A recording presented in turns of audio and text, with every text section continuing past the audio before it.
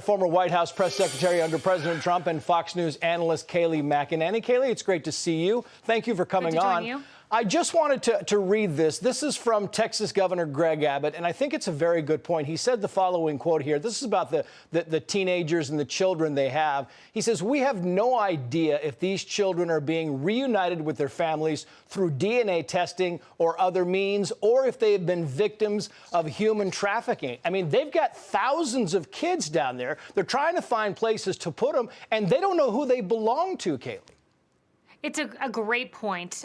If you think about what's going on now, within 72 hours, these kids are supposed to be transferred from DHS to HHS, Health and Human Services, as they endeavor to unite them with family members or relatives in the United States, which is a very complicated process, sometimes a long process. And there are real fears that, one, the overcrowding at the facilities, where you have some facilities at 323% of what they can hold capacity-wise. That's one fear. Of course, traveling to the border, being trafficked is another fear. And then there's the fear of not actually reuniting them with a relative or someone who can care for them within our interior. So there are a lot of hazards here for kids. It is the opposite of compassion to incentivize this. When you hear Jen Psaki say something, the White House press secretary, Kayleigh, like, we could be doing a better job down there on the border, what's the bigger message that she's passing along?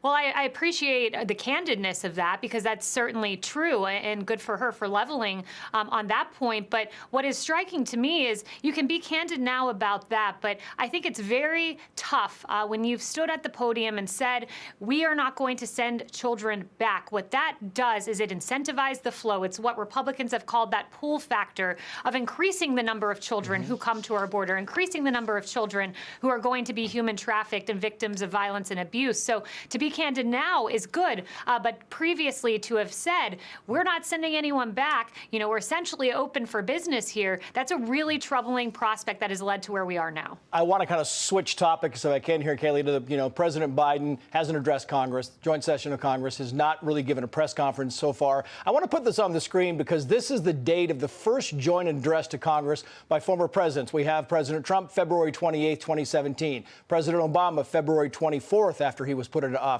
George W. Bush, the 27th of February. Bill Clinton, February 17th. George H.W. Bush, February 9th. We are at March 16th and still nothing. Kayleigh, your thoughts? It's really surprising, Trace, because, look, with a press conference, which, of course, he hasn't done, it's a 100-year record, it's day 55. With that, of course, he expects to get very tough, rigorous questions that will be hard to answer. But with a joint address, this is your opportunity to set your messaging on infrastructure, on this COVID relief bill. What's the next iteration if he foresees one?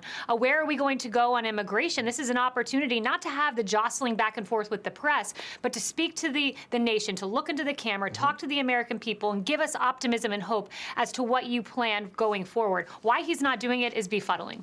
Speaking about the press, just moments ago, Jen Psaki, aboard Air Force One on the Gaggle, they're heading to Pennsylvania, said that she'll have an update on a press conference that the president will give. It's not going to be this week, but at least they're talking about it. Your final thoughts? That's right. The time is ticking because she set a deadline by the end of this month. But as we say in the White House, often, do you have a messaging problem or a fax problem? Right now, they've got a fax problem. So he's going to have some really tough questions on the border, the vaccine record of the Trump administration, the program they left for Biden, which he's denied, among many other tough questions. Kayleigh McEnany, great to see you. Thank you for coming on. Good to see you.